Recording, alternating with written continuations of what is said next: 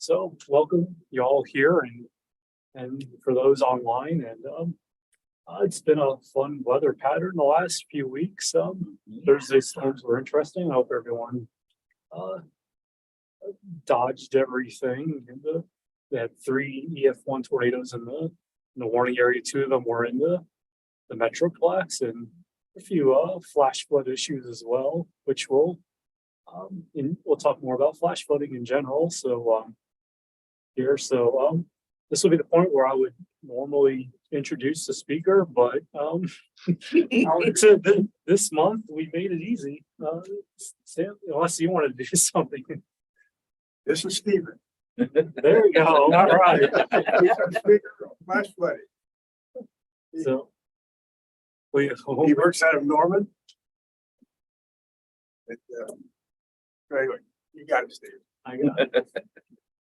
So we'll get this show on the road here.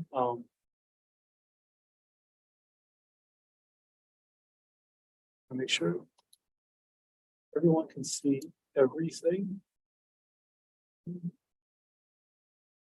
Here, we'll hide that in the corner. It's a nice little place for it. So, yes, hi, my name's Steven. Other than your chapter president, I will be your speaker for this month, and don't worry, I've got a really good one lined up for next month as well. So today I'll just be talking about flash flood research at the National Severe Storms Lab, who I am currently affiliated with. So see, maybe.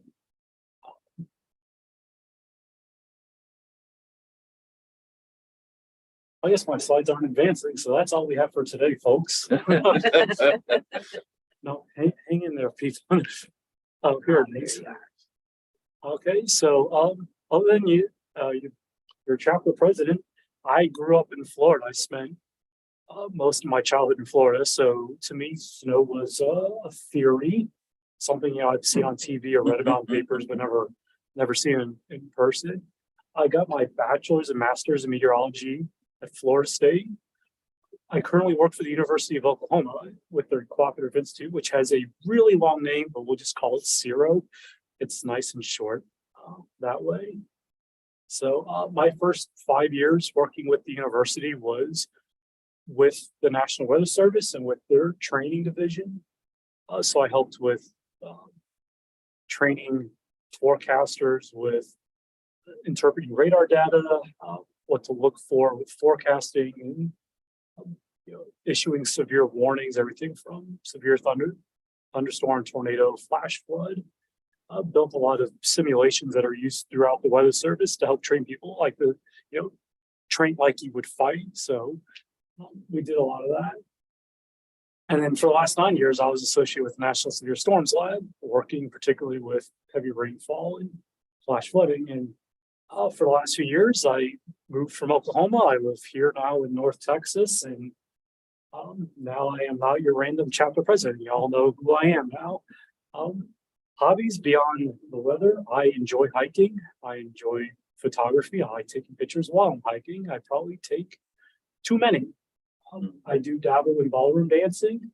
I also enjoy watching sports, particularly auto racing.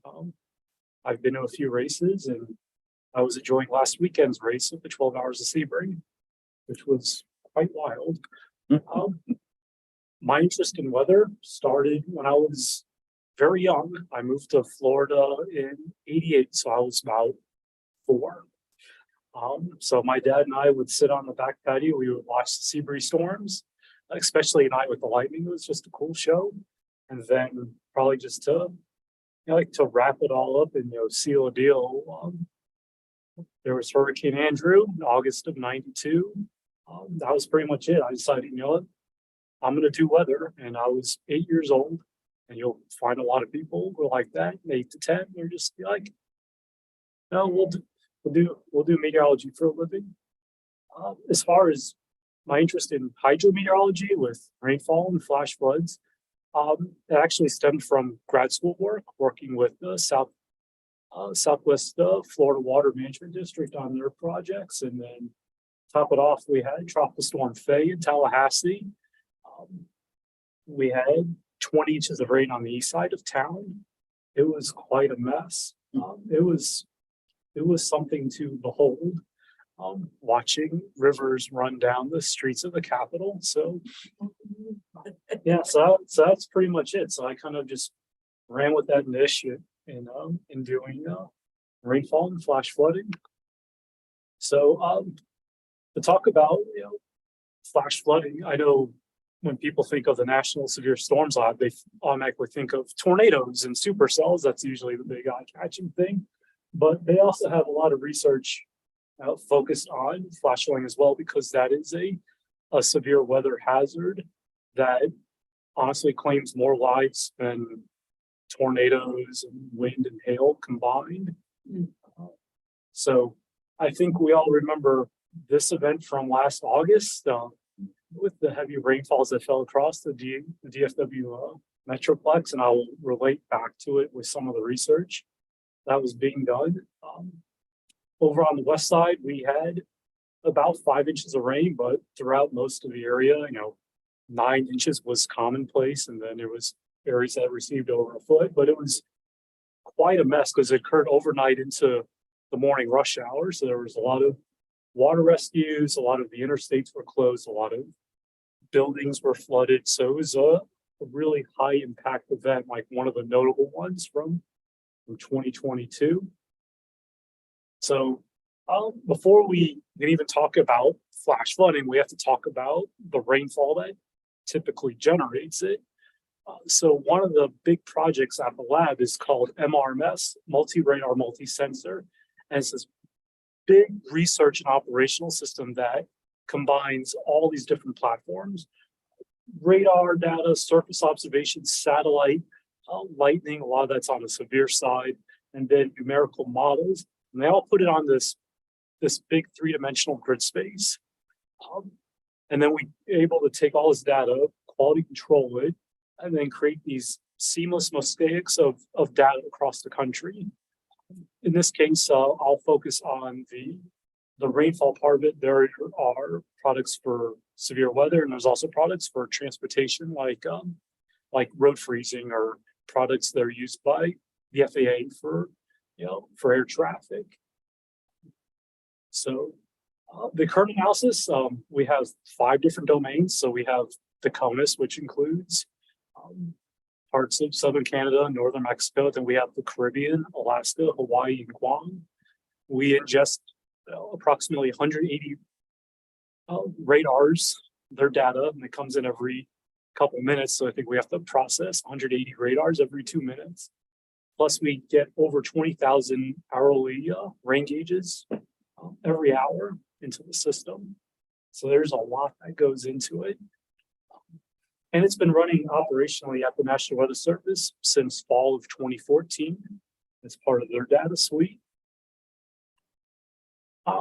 So the real basics of it is that this massive code set, in part of this 3 million lines of code that runs MRMS, has a lot of active listeners to bring in all this data, the radar, the satellites, the gauges, the models, and then it goes through a series of quality control processes. And then from there, we're able to derive a lot of products. And a lot of them are pretty quick. We could turn them around within 90 seconds, depending on what we're building. Probably one of our bread and butters is the quality control of our data, especially with radar data, because if you look at a raw radar feed, there's a lot of echoes and erroneous data within it. So as part of the research that was done at the lab over the last 20 plus years, was just taking out all these echoes, artifacts from wind farms and range foaming and sun spikes and bugs and birds, trees, buildings. You can see interstates, radar beams reflecting off mountains, and then just taking it all out. So all you have left is the precipitation to work with. So then the next part is taking the radar data and then creating precipitation estimations out of it.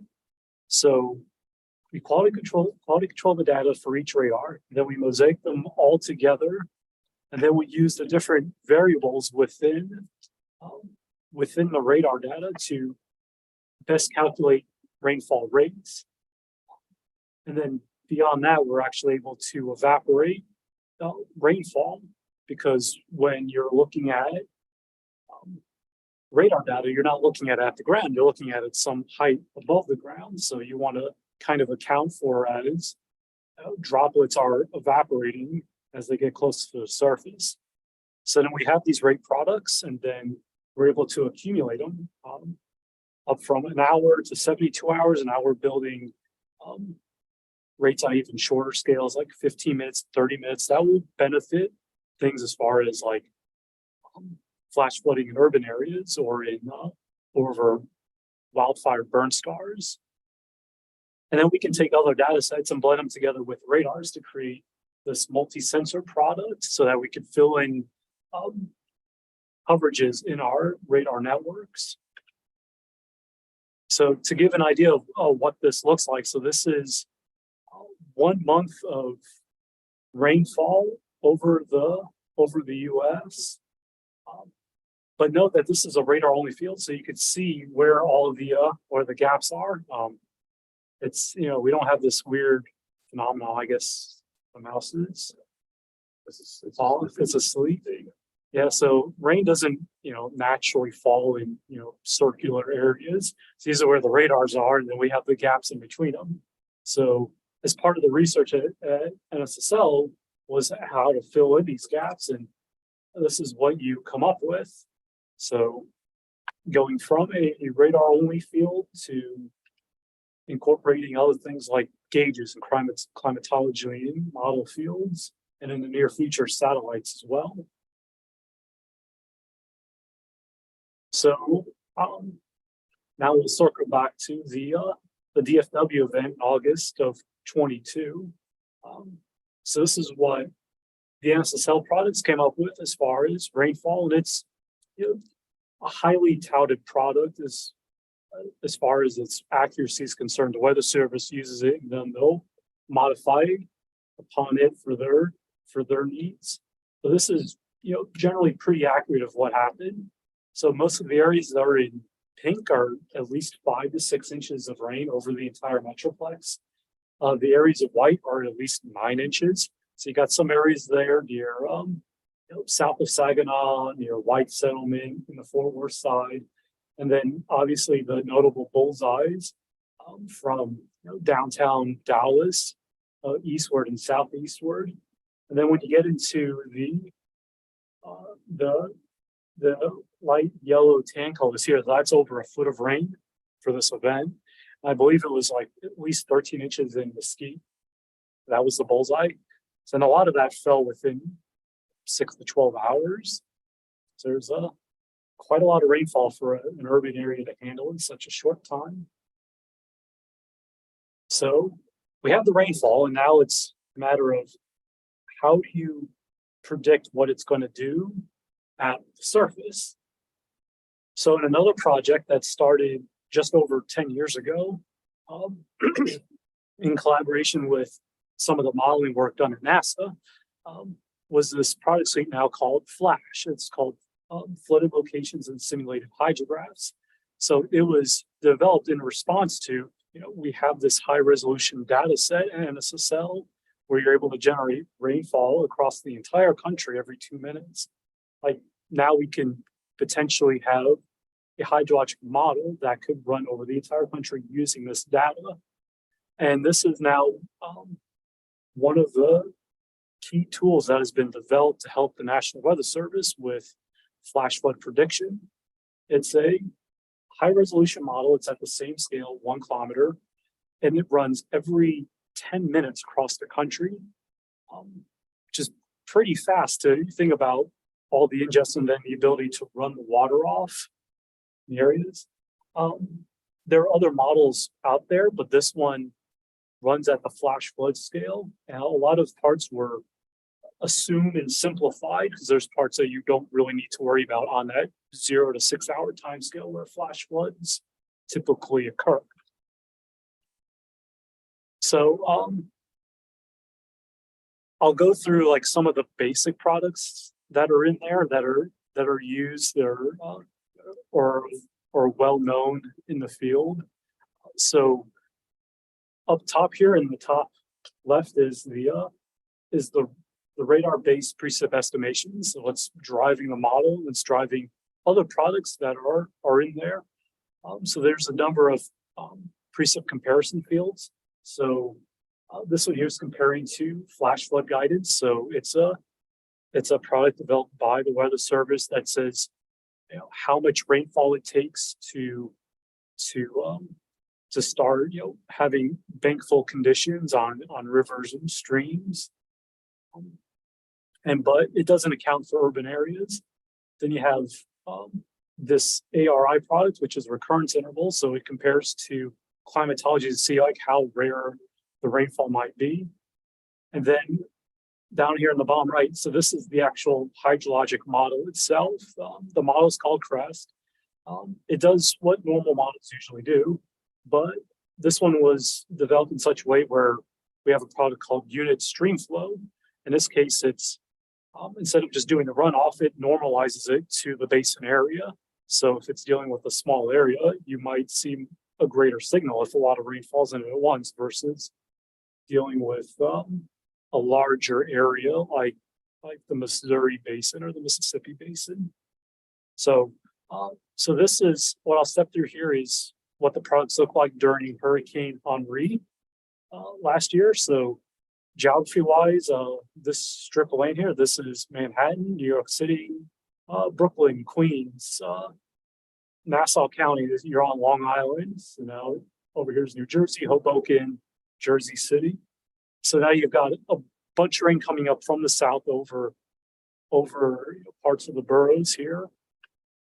You can see as the rainfall totals increase over the area. So this is inch and a half of rain. You start really seeing the response in the model over these few hours. Because this is an urban area, the model accounts for it. So it's dealing with these impervious surfaces, the land uses of concrete, but not getting a whole lot of signal within the rainfall comparison products. Even for the recurrence intervals, a lot of this is, you know, once every 4 or 5 years. So not a really rare event, but in this case, it had a big impact. There was a lot of street flooding, water into buildings, the metro, a lot of water rescues in the suburbs, and then in the boroughs, and then eventually into Manhattan. So that's what, you know, these products would look like. A lot of testing goes into them, and we don't build these products blindly at the lab.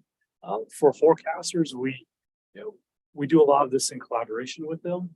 The lab does test beds with them where we invite forecasters to Norman to evaluate products to see if it would work for them, if it would suit their needs. For flash flooding, there's 2 main experiments. There's one called FAIR, and it runs at College Park, Maryland at the Weather Prediction Center. And their focus is on the forecasting part, like the day 1 forecast, day 2 forecasts, 0 to 6 hours to like 0 to 24 hours. They run a whole bunch of different models. They look at probabilities, and then they issue a forecast where rainfall might be exceeding flash flood guidance, where probabilities for flash flooding might be much greater than climatology. And then for a number of years with NSSL, they hosted their own hydro experiment that focused just on the warning time scale. And we invited forecasters there.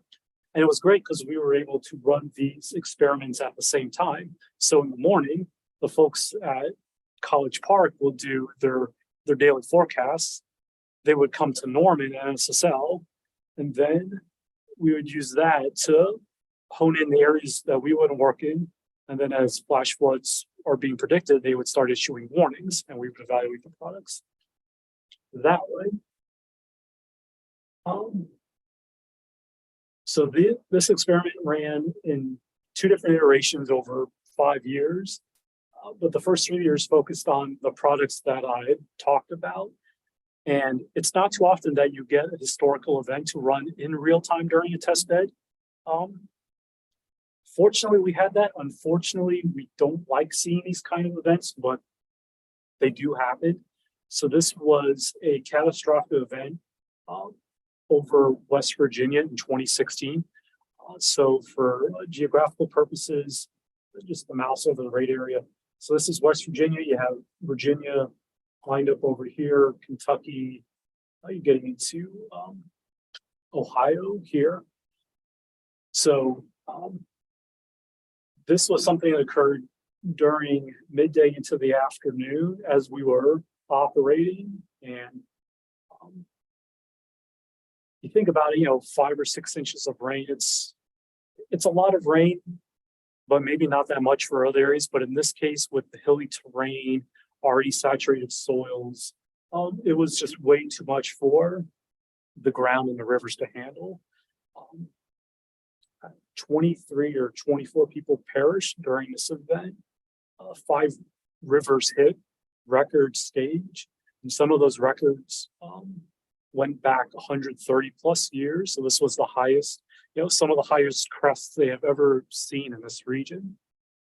So this is a loop of the event every 10 minutes throughout it. So on the left, you can see the instantaneous rates and then the accumulations, seeing the blues and the yellows, you're starting to get into 2 or 3 inches of rain in 1 hour for the event. And then the rain is kind of just training over itself. Then you have the regular stream flow that's forecasted. So you can see the large orange areas as the model's creating overland flow. And then you can see the larger channels in the blues and the purples. But where flash flooding is occurring is when you normalize it to basin area, you get into the oranges, the purples, and the blues. That's where some of the more significant flash flooding was occurring, and that's what we at the lab were hoping for when these models were created, so that you could, determine, where flash flooding might happen, and then, push the warning out for it. So this ended up being a really interesting case study for our group. So now to go back to the DFW event to see what it looked like. So this was at 5Z. So I believe this is 1 in the morning, something like that. So we've already had the first rounds of rainfall come through. Notably, you had a lot of signals on the Fort Worth side of the area, especially from downtown southward along 35. Signals along some of the more urbanized areas, Arlington, Irving, Dallas, and then up towards between Mesquite and Garland, in that area there, just west of Rockwall County. So that was the first wave of precipitation, and then you had another wave after that. So this is 8Z. So this is, we're getting towards 4 in the morning now, getting ready for morning rush hour. You have a really strong signal for a significant event over the Dallas area. And this was, the area that was receiving 9 to 13 inches of rain throughout the course of the event. So with this, you could see, where flash flooding might be occurring, and then have kind of a proxy of the potential severity of the product. So now if we were to look at it from a return period, like how rare was this event? Pretty rare. You get into those purples, 50 to 100 years. So probably about a 1% chance in a given year that something like this would occur, given the current climatologies. And note that you have those peaks over Fort Worth, and then Dallas eastward. And I'm sure the coast goes probably pretty hard on there, but some of that was pushing a 200-year event, so about a 0.5% chance of occurring. So this was a really rare event that happened over the metro, and we saw the end result of it on that August day. So that is where the lab is at now. And now it's, we're always looking to the future. What can we do to improve upon our research efforts to better predict the floods, increase lead time? A lot of work has been into moving from deterministic products, saying here's what it is, or a warning is basically a binary yes/no decision, to probabilistic information, giving probabilistic grids of the potential severity or even the likelihood of flash flooding occurring, and then even pairing that with models. So a lot of this work right now is looking at the now, but now what if we were to put high resolution forecast models on top of that, something that looks out 0 to 3 hours from now. Maybe we could, increase the prediction, give people more time to seek higher ground, take cover, do whatever actions they need to. So we done some initial tests with this back in 2018 and 2019. So I wanted to show like what 2 different events look like. So here's the normal, model stream flow value that we were putting out. So this is what we've been looking at throughout the presentation. Now over on the right is a different probabilistic suite of an event. So this was a very minor event, just a little bit of street flooding, some dirt roads were closed, nothing, some flooded fields, nothing really too impactful. So a lot of the probabilistic work on the severe side was just forecasting the probability of the event happening. We wanted to test other things where, what if we were able to forecast the probability of its severity? So we created different products to test with forecasters on this. So in this case, you can see the probabilities when you get into moderate and major are really low, which corresponds with this, this minor event. And then we had a really high impact event over Washington, D.C. Back in July of 2019. The probability values here are a lot higher, signifying that this was much more of a significant event. And this was a case where a lot of the major thoroughfares in the interstates were closed, and a lot of people were trapped on the roofs of their cars, because this was also during morning rush hour there. So this was a very notable event for the area. So to go with the probabilistic data, a lot of work has been done on doing probabilistic warnings. I said just going from the binary, yes, you're in it, no, you're not. So taking that gridded data and being able to put out and say, here's the probability of something occurring, and then have warning issuance or actions based upon that. A lot of great work was done in the lab in regards to tornadoes, wind, hail, lightning threats. The example shown here is with the Moore tornado in 2013, on how the probabilities would move with the tornado and go with it.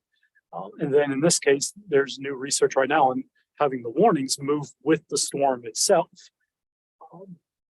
The work in flash flooding is not as mature, but there are efforts in there on, thinking about like how we would take the same concept but do it with flash flooding. Because in this case, you're not just tracking storm, you're tracking groundwater. So now the warning might not be moving with the storm. It might be in place where the water is going and then expanding with the runoff. So these are efforts that are being worked on, not just at NSSL, but at the physical science lab, and there are different divisions like GSD in Boulder, Colorado as well. So there are multiple entities within the research world working on this problem. Again, the use of models to go in this thing. The National Severe Storms Lab has a great model called Warn on Forecast. It's a high resolution model that runs every 15 or 30 minutes. It used to run regionally, but now they're working to expand it for the entire country and running at a higher resolution. But it ingests radar data and observations and then creates a 3-hour forecast, and in some instances a 6-hour forecast for it. And they've been able to do it on the severe side and the precipitation side. And some of the developers work with the local offices on the effectiveness of it. So they had a high rainfall event in Oklahoma City, and the developers were working with the forecasters on this, and they were able to issue a warning earlier because the model was really concentrating on putting high probabilities of at least 5 inches of rainfall in Oklahoma City. So they were to issue the warning earlier with it. So this was a good success story with the model. Here they were working with the Albuquerque office in New Mexico.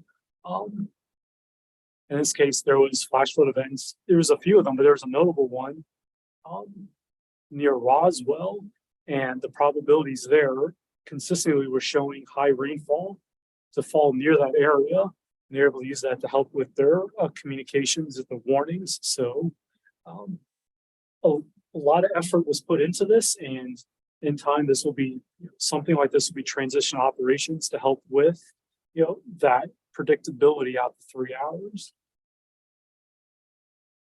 Sometimes there are challenges even with the model. It might not be perfect or as accurate. And when you think about flash flooding, if you're putting it over the wrong basin, just by having it off by 5 or 10 miles, the water goes in a completely different direction. So there are efforts right now looking at nowcasting. In this case, it's just the extrapolation or advection of rainfall. In this case, you really hone in on what might be happening in that first hour, or the first 60 minutes, or 90 minutes, or 120 minutes. So this is a brand new effort within the lab to help with flash flood prediction. And the goal in time, long term, is to work on this, to transition to operations, and then blend it with something like warn on forecast, so that you have this nice continuum of the now with radar, and then the nowcasting efforts out to an hour or so, and then the high resolution models beyond that for the predictability of flash floods. There are field research as well with the lab. This project called Anchor is really interesting. So this is led by J.J. Gurley and his group. He's the same person, developers who created the hydrologic model. In this case, they're wanting to measure the stream and the stream flow itself. So they have a LiDAR, so basically just a laser type radar that moves on a channel that goes back and forth across a stream. He had over a dozen of them and deployed them in different areas, notably in Oklahoma and Colorado, I think somewhere in Texas. So they would use it to study the channels and see what happens if heavy rainfall and a flash flood event were to occur.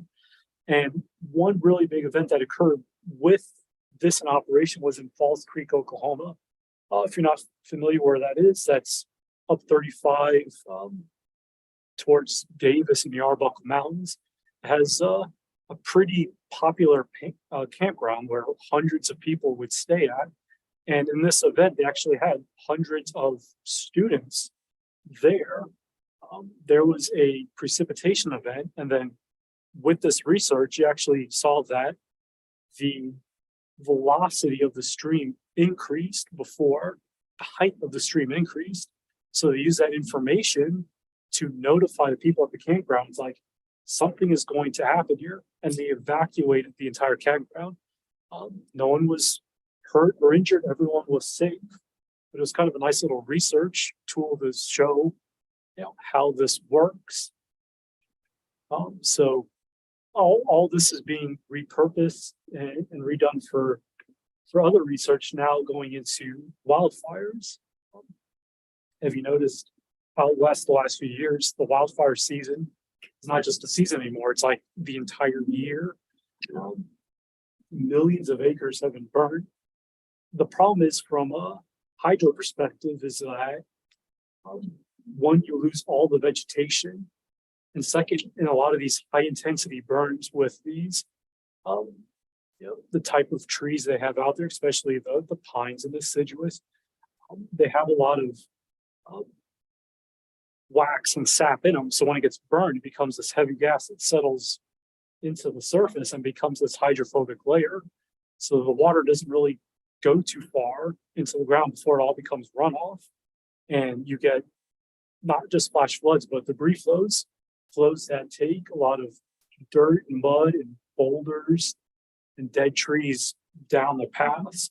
And some of these boulders can be huge, the size of large cars, small houses that are coming down these mountainsides. And it doesn't take much. Sometimes it takes less than a half an inch over a 15 or 30-minute period to generate these type of events. Unfortunately, the deadliest event in 2019 was a debris flow from a burn scar in Southern California. It took 19 people. It was an overnight event. So given the prominence of the wildfires out west the last few years, there's a lot of effort across the Weather Service and the research community in how to better handle these events and to better predict them. This was one of the earlier projects. I believe it's still ongoing. That was actually funded through the laboratory by a private citizen after that deadly event in Southern California. So it's basically taking some of the guidance from the U.S. Geological Survey for debris flow thresholds and then pairing it with the rainfall products created at the Severe Storms Lab to help, predict the potential for debris flows, whether, there's danger within the next 30 or 60 minutes or likely it's going to happen. And it's based on, aggregating the rates into 5-minute accumulations. This was another event more recently. So this was over a burn scar in southern Colorado. So this is I-25. So down here's the New Mexico border, Walsenburg, you get up towards Colorado Springs up here. It might be a little hard to see. So this is the burn scar in blue. So they had gauges on this. They took a mobile radar truck out there. Let this play a few times. I think if I just click on the screen, I'll have to jump back and forth. So in this case, this is the radar field with the rates, and then here is that project again, but now with those probabilities based on USGS guidance, and you can see how it just as the storm moves over, just bright red, like debris flow is likely to happen, and it did. It came off the mountainside and it covered up a number of roads there south of Levada. So with these efforts, studying debris flows and studying flash floods, there are other field work that's going to come out of it. First, we are in the process of bidding out for 2 new radar trucks, and a lot of the work with these radar trucks are going to be based on helping to better estimate precipitation, and then help with looking at poor coverage areas with wildfires and debris flows in these mountainous terrains. So the hope is that we will get this sometime in the next year or so. We could start doing deployments on burn scars with them. But to pair up with these radar trucks, I guess I lost the slide somewhere. It disappeared. Anyway, I'll just talk about it. There's a whole nother thing called Torch, and it was basically pairing up all these instruments. Gauges, the stream radars, those LiDARs that would go across the thing, aerial vehicles, and other sorts of equipment to go with them. So you have a really good measurement over a burn scar area if something happens. Some of the work with the radar trucks are going to be actively working with active wildfires with smoke plumes. It's kind of outside the flash flood realm, but helping with modeling of the fires themselves and the smoke and its impact on the atmosphere. But a big part of this is going to be using drones. There's a whole group within NSSL that has unmanned aerial vehicles, like these fixed wings and quadcopters that would help survey areas that you could fly over an event or even after an event, so you could analyze where it might have happened, what it did to the stream, where it might have flooded. So between all these different efforts with ground surveys, surface observations, there's new evaluation scales that are being developed to help measure the severity of flash floods that we can use in research. It'll help give us a better picture of what's happening. And then in the lab, the great scientists there could build better products, better forecasts, better tools to help with predicting where they might happen, how to warn them, and then to keep more people safe, because flash flooding, as far as short fuse weather events goes, flash flooding is the deadliest, most dangerous thing that we have in the United States. So with that, thank you. And I will, yes, more hurricanes. I love hurricanes. I will gladly take any questions.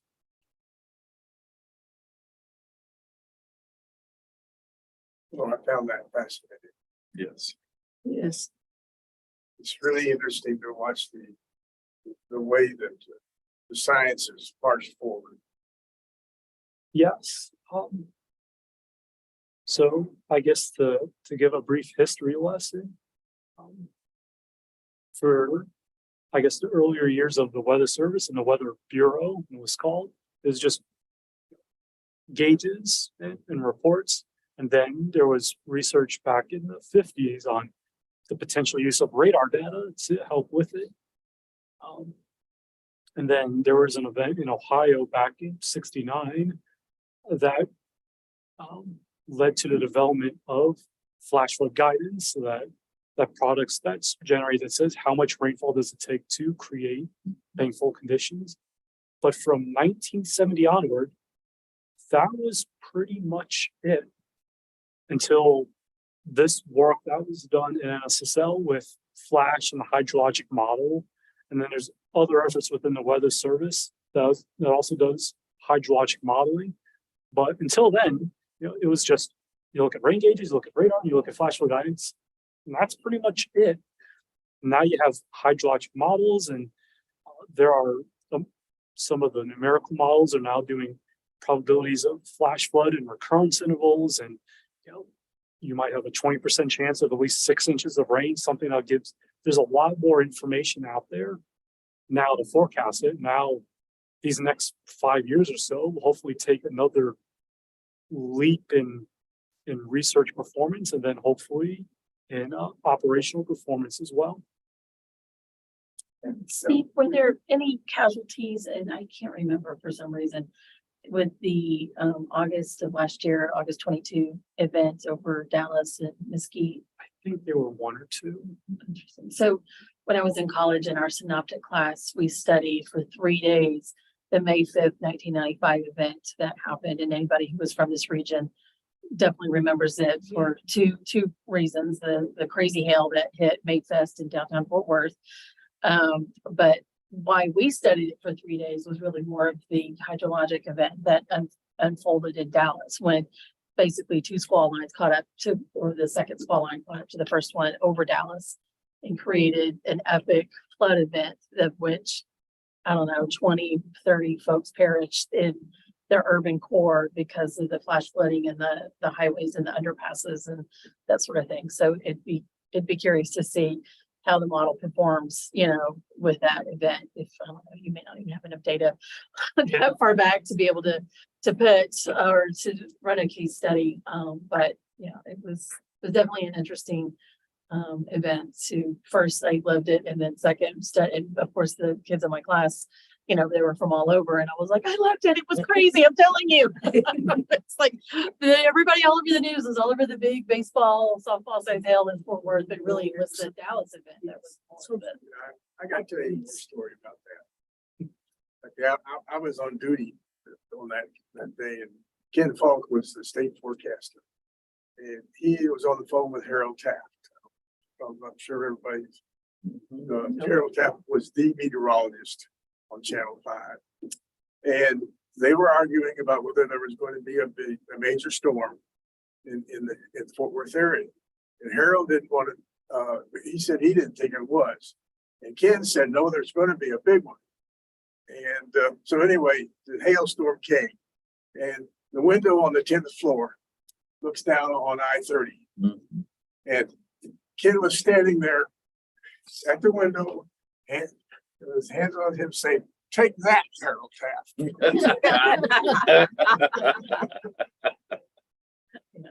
But we also had the MDR, the manual digitized radar. And that was, the radar operator would put an overlay on the screen. And at that time, they reported VIP levels 1 through 6. And so I think it was 1 kilometer squares or 2 or something like that. But he would go in, and for whatever VIP level was in those squares, he put a code at the bottom of the hourly observation. And we use those.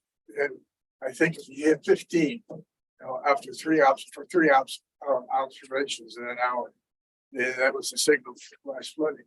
But the MDRs are just, I can just see them being expanded on what you're doing. Is it's just incredible what's going on. Yeah, it's a big team effort to do all this, Yeah. but yeah, I mean, I guess we can't really like do big retrospectives on like an event like in '95, but unfortunately there have been so many big More recent recent, events. yeah. You just think of some of the storms that have made landfall. You have Harvey, with the 50 inches of rain, Yeah. and Imelda dumping 36 in 12 hours, and then you have Henri and Haida, and then you have Waverly, Tennessee in late 21. You had Eastern Kentucky. You have the Dallas event. There's the West Virginia event. There's so many, and all have their different reasons of why they were so catastrophic. And there's a reason why there's a good amount of emphasis put into it, just to help better predict it in the future. Well, and of course, my career path took a slightly different path than traditional forecasting, but so in transportation planning, it's big deal as far as like resiliency and stormwater runoff. And as transportation planners are planning for, again, you have these urban cores and what's going to happen to the storm runoff and so on and so forth. So Yeah, it's interesting to say the least. yeah, it's hard to determine whether a city can handle it or not. Ask Ellicott City; they did it twice in a matter of 2 years, because part of it is just they had a river running through under town, and you get 5 inches of rain in a quick period. They had 2 catastrophic events. Ellicott City's in Maryland, outside of DC. Yeah, I mean, it was basically running. Think of like a small like downtown area, like say like downtown Arlington, but you had water running through the roads and through the stores, fast moving water. Kind of like Vegas here last year. Yeah, there was a lot out west. Seemed like every national park was hit. It seemed like. Are there other questions? Are there questions online?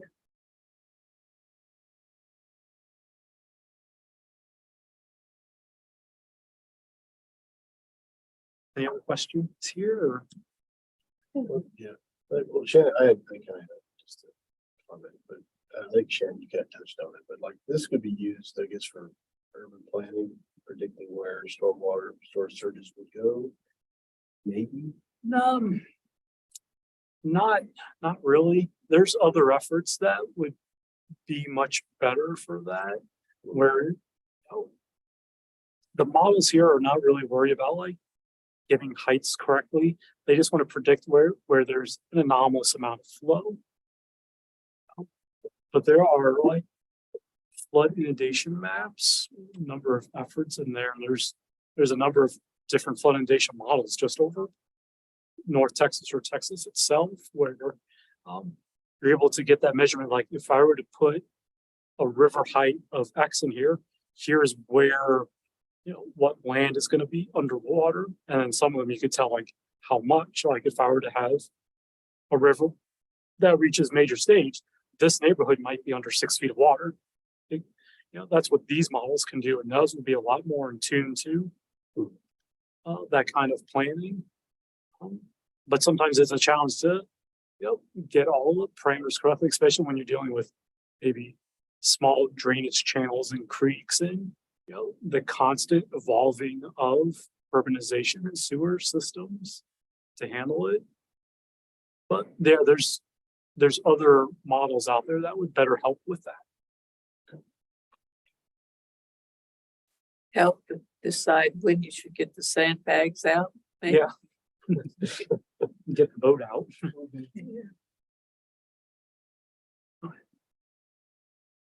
Well, thanks, Steve. Yeah. You're welcome. Do you get a gift card? Do I you give will be- yourself a gift card? No. We have one for him. I've Oh. turned it down. Stanley, of course, takes care of it. No, His group wants to give him one. no, I will be donating it for our next speaker. So to close out our meeting here, since we're being close to the top of the hour here, our next speaker is slated to be Jim Ledoux. So Jim Ledoux is part of the training division there in Norman. But he's also an acting director with the Wind Resilient Group with National Institute of Standards and Technology.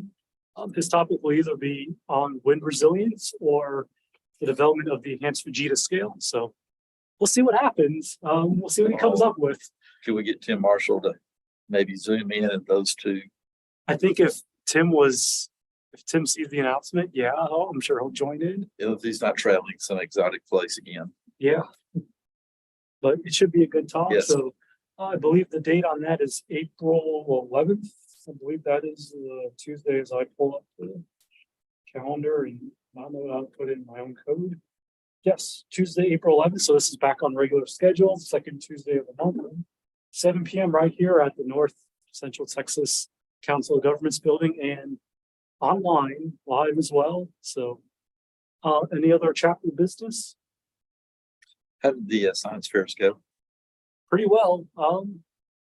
Yeah, we had Shannon and I worked the Fort Worth one with the special award for the chapter and for NOAA as well. So we worked both of them at the same time.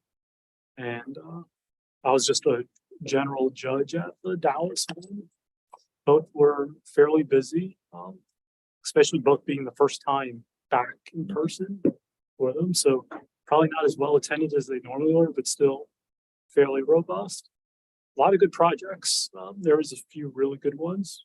Stanley and I were talking about earlier about some of the Met related projects. So there's some really bright kids out there. So future looks good.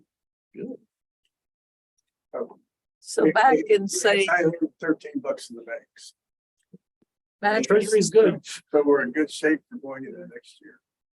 so say back in 1955, nobody really knew much about flooding, I guess, other than if there was a big rain, there's probably going to be a flood. Yeah, I think back in 55, no, I don't think people knew much at all except what got. I flooded wonder there. because the town where I was born in Connecticut, Yeah. the downtown got washed away in 55. I believe it was a hurricane and